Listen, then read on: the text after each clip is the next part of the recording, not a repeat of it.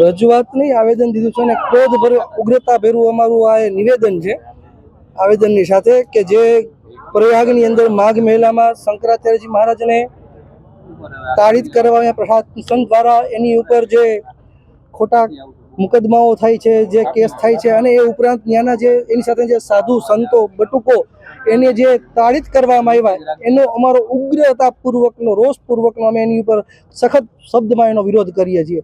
કારણ કે હિન્દુત્વની કહેતી સરકાર જો એક સરકાર હિન્દુત્વવાદીઓ અને જુદા સાધુ સંતો ઉપર, બ્રાહ્મણો ઉપર, શિખા ઉપર ખાસ કરીને જે અત્યાચાર થતો અને કોઈ બોલતું નથી અત્યારે।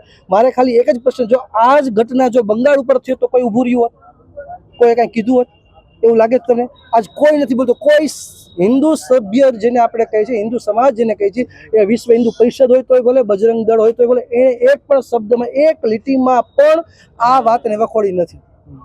મારું નામ અને હોદ્દો? મારું નામ હિરેનભાઈ જોશી છે, પરમ ધર્મ સંસદ 1008ના હું રાજકોટના ધર્માંસદ છું।